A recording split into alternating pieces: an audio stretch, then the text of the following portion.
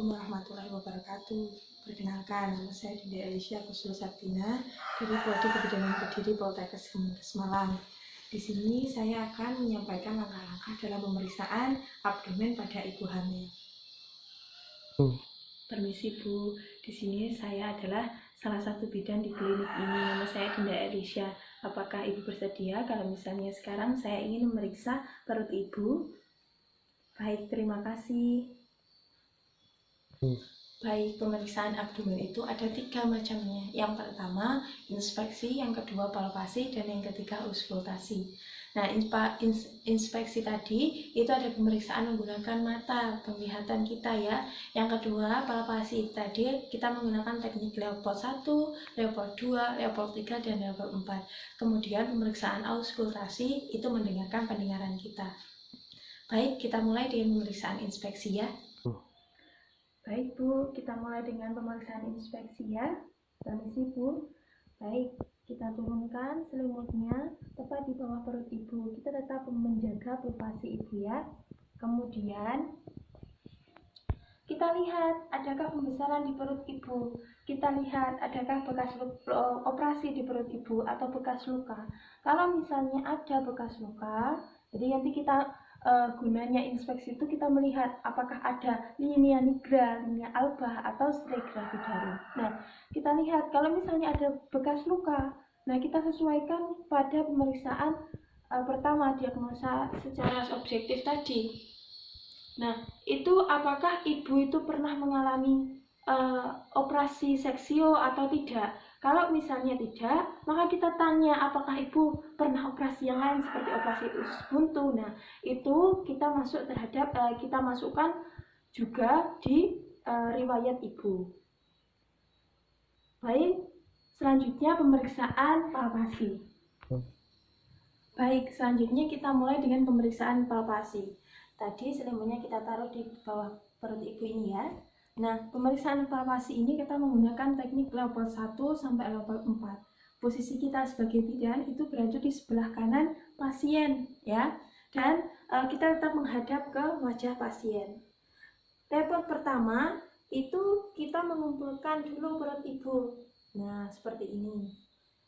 Kalau sudah kita kumpulkan, temukan di atas itu namanya fundus. Nah, di atas ini teraba apa? Kok teraba melenting, bulat, melenting sedikit keras, itu berarti besar kemungkinan adalah kepala. Kemudian kita ukur TFU-nya ya, kita ukur TFU-nya. Ini untuk melihat usia kehamilan dan taksiran berat badan janin. Kita bisa menggunakan methyline kalau misalnya kehamilannya lebih dari 20 minggu. Atau misalnya kalau kita menggunakan jari itu, kalau misalnya pusatnya di sini ya, kita bisa menggunakan jari misalnya 3 jari di atas pusat dan lain sebagainya.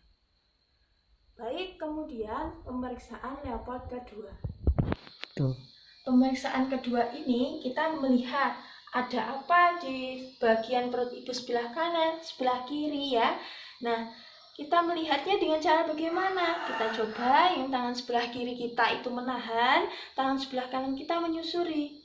Kok tidak teraba apa-apa misalnya. Terus kita ganti, yang sebelah kanan kita menahan, yang sebelah kiri kita menyusuri. Loh kok teraba lonjong ya? Itu besar kemungkinan adalah punggung. Berarti kalau misalnya berada di sebelah kiri kita, berarti itu adalah puka. Punggung kanan ibu ya, janinnya itu punggung janin itu berada di perut bagian kanan ibu, puka berarti. Kemudian kita lanjutkan di pemeriksaan Leopold ketiga. Pada pemeriksaan Leopold ketiga ini kita lihat apa yang ada pada bagian bawah perut ibu, di simfisis ya tangan kita. Nah tangan yang satunya sebelah kiri itu menahan, bukan menekan ya. Lalu kita raba. Loh, kok teraba bulat, melenting, keras, berarti sudah di bawah perut ibu adalah kepala atau kepala janin. Nah, kemudian kita goyangkan ke kanan, ke kiri. Kok mudah digoyang, berarti itu kepala janin belum masuk PAP. Kalau misalnya sulit digoyang, berarti sudah ada kemungkinan kepala janin masuk PAP dan kita bisa melanjutkan pada pemeriksaan Leopold keempat.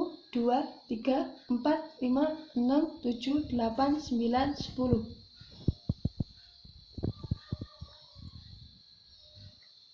1, 2, 3, 4, 5, 6, 7, 8, 9, 10, 11. Baik, menurut perhitungan saya 5 detik pertama itu adalah 9, 5 detik ketiga itu 10, 5 detik kelima adalah 11. Jika dijumlahkan adalah 30. Kita kalikan 4, nanti hasilnya 120. Berarti DJJ bayi normal. Baik, demikian pemeriksaan abdomen pada ibu hamil yang telah saya laksanakan. Semoga bermanfaat. Assalamualaikum warahmatullahi wabarakatuh.